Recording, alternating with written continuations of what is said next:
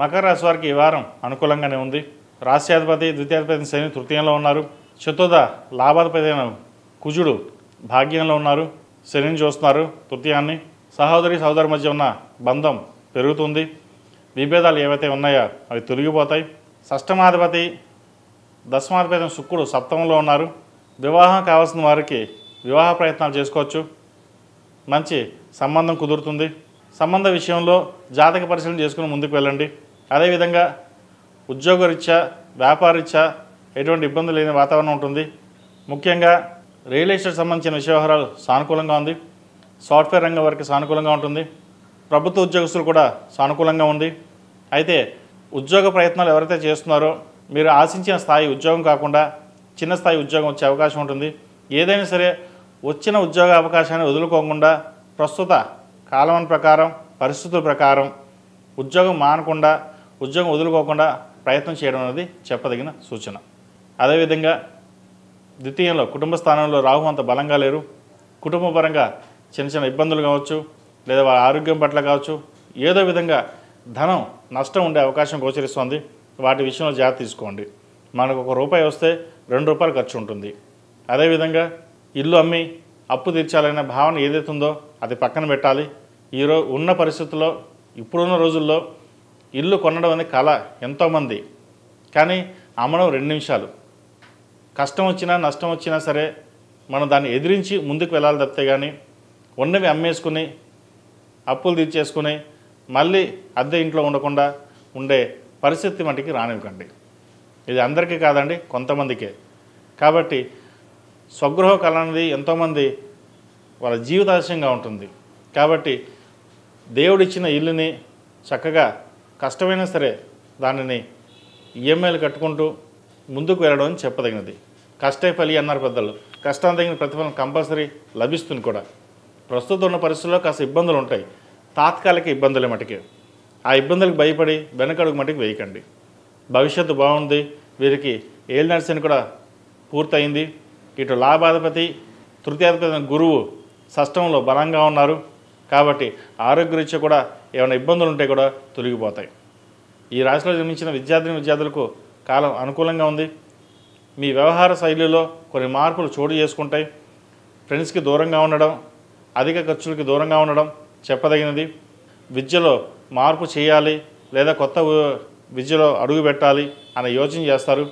Subject పరంగా మీరు gain అవ్వడానికి చేసే ప్రయత్నాలు ఫలిస్తాయి. అయితే విదేశీ వ్యవహారాలకు సంబంధించి మనకి కాస్త టైం పడుతుంది. వచ్చిన అవకాశాలని ఉపయోగించుకోవడం అనేది చెప్పదగినది. ఇక్కడే ఉండి చక్కగా చదువుకుని ముందుకు వెళ్ళడం అనేది చెప్పదగిన సూచన. విదేశాల్లో ఉన్నవారికి ఇల్లు కానీ ఫ్లాట్ కానీ కొనుగోలు చేస్తారు. ప్రస్తుత కాలమాన ప్రకారం ఉద్యోగం ఉంటుందా లేదా ఊడిపోతుందా అనే భావన ఏర్పడుతుంది. మీకు ఉద్యోగానికి వచ్చిన ఎటువంటి ఇబ్బంది ఉండదు. మీ కష్టం తగిన ప్రతిఫలం కూడా ఉంటుంది. అయితే మీ గిట్టని వాళ్ళు మీ మీద దుష్ప్రచారం చేయడం జరుగుతుంది. వాటి విషయంలో మీరు జాగ్రత్త వహించండి. ఈ రాశిలో జన్మించిన స్త్రీలకు వృత్తి ఉద్యోగాల పరంగా ఇబ్బందికరమైన వాతావరణం ఉంది. సప్తమంలో శుక్రుడు ఉన్నాడు. ఉద్యోగపరంగా వ్యాపార పరంగా కాస్త ఇబ్బందులు అనేవి ఏర్పడతాయి వీరికి. అష్టమంలో రవి బుధ కేతువులు ఉన్నారు.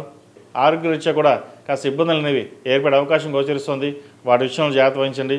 చతుర్థ లాభాధిపతి అయిన కుజుడు భాగ్యంలో ఉన్నారు. భూ సంబంధించిన విషయ వ్యవహారాలు వీరు చక్కగా రాణించగలుగుతారు.